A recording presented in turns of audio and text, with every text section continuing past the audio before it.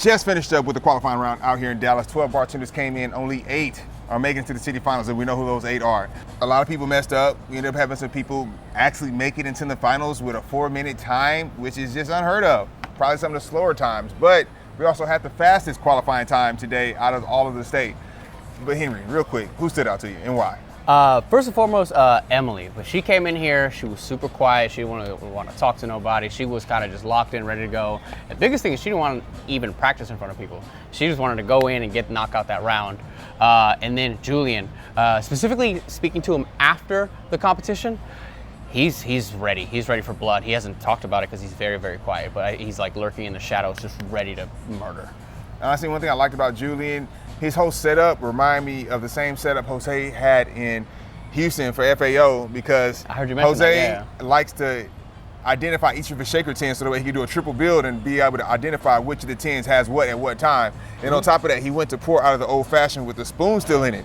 Another Jose move. All these type of things shave off microseconds. A lot of times they end up being the difference in if you're going to advance or not. And Emily, somebody I had a chance to compete with out there in Houston for Speedrailz, she pulled up bar manager, having bartended a year, and ended up performing exceptionally well. So now that she has some reps under her and Speedrailz experience, she could be a threat out here. On my side, who stood out to me, I have to say Ruby. Ruby, short, spunky girl, came in here. I think outside of her temperature, she almost had a perfect round. She even caught herself putting triple sec in the lemon drop shot, went immediately to building it in a separate shaker tin, and then just went on like nothing happened. So to catch a mistake like that saves 45 seconds, and that's the difference between making it and not making it in this competition. I agree. Now, out of good or bad, who surprised you the most out of their performance, good or bad? Bad, I gotta give my boy Abe some hate, man. Abe, he absolute killer bartender, knows his knowledge, but you know what? Every now and then it's just one of those mistakes, and today the mistake ended up being not serving the drinks. So we have this rule of Speedrailz where after you make your drinks, you have to put them on a coaster before you press stop. Abe, unfortunately, did not put them on coasters, press stop, had an amazing time, but each drink that he didn't put on the coaster, that was 20 seconds. It ended up being 1 minute and 20 seconds accrued because of the penalties, which of course ended up knocking him out.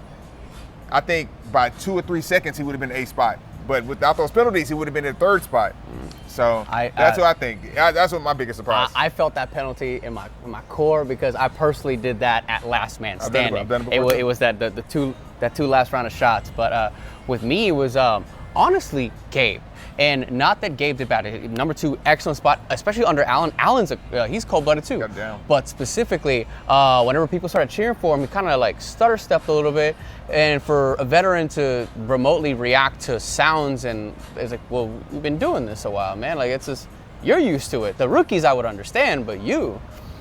All right, let's go. Let's see what happens. Let's see what happens on 10. Did you see what happened, right? He went to, he thought he had something in the shaker tin, went to pour, nothing came out. Yep. He hadn't built the drink he thought he built, but because of his steps that he always, are following in sequential order, he knew exactly what shaker tin, where it was, what's supposed to be in it. When something wasn't in it, he knew that the Cosmo was supposed to go in it, because he was building all 4 drinks at one time, taking advantage of 2 shaker tins, but they have 4 separate compartments. Yeah, it's no secret. Gabe is elite.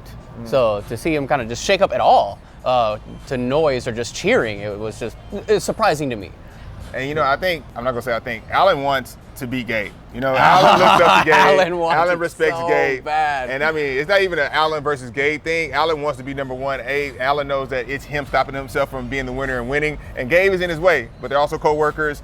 And now with him and Sticks, top 3, Hyde, bartenders taking the top 3 spots.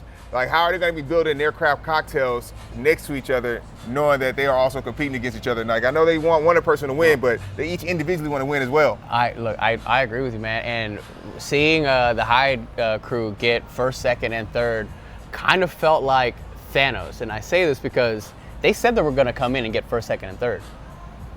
They did it. I think with Tristan, who was coming in at the AC, and Tyson, they just signed up 24 hours ago. They didn't know Speedrailz existed up until a week ago. They're super excited, and for them to come in, adapt, and play so clean like that, and now get a chance to now know what they know and go watch film, I think that there could be some nerves involved. Yeah. We're 40 minutes away from Hyde. Are they able to play consistently under pressure? I mean, being on my next question, who do you feel is really going to come out and show out from the rookies? There's a lot of rookies out here. Honestly, I think Ruby got that dog in her. I think Ruby got that dog in She her. reminds me of a Diana a little bit. Yeah. Like Mariah, it's like all those like that type of people where they just the way she moved, like the smaller motions where you can move fast and you're not risking jeopardizing messing up. I think is where a lot of time can be shaved off. Like, why are you taking forever to put your coasters down? Like, why are you taking forever to put your glasses down? Take your time on jiggering out juices. But those small steps where like you need to move fast, you need to take advantage of that time, and she did that. Me personally, back on Julian, I think he even said he came in with the intention of qualifying. He didn't care about being fastest. He wanted to qualify. Just a better move. Just to place. It's very Jose-esque again. It's so methodical. It's crazy. He's the one I'm looking out for. Honestly, personally, watching him, I have to say he was the cleanest bartender at everybody. Like, he made drinks, he moved, it was aesthetically pleasing. Like, if I'm sitting in this bar, I'm like, man, this is a sharp guy. And the drinks came out looking good and crisp, and then for him not to also have the penalties, recipes is good. Like, even if this isn't the tournament this time around, he will get his shine in a moment. But, like, he's a competitor, you can tell he's a former athlete. I think he gets it together, man. But June 10th, we will figure out. Yeah. All the conjecture will be done. Absolutely. All right, guys, man, make sure you tune in. If you're a Speedrailz bartender competitor watching this, make sure you read the rules, make sure you practice, get your recipes in, because guess what? The winner who wins this is doing that. And if you're an attendee looking to support somebody, come in here and shake some hands. Make sure you pull up. Pull up, please. Come on.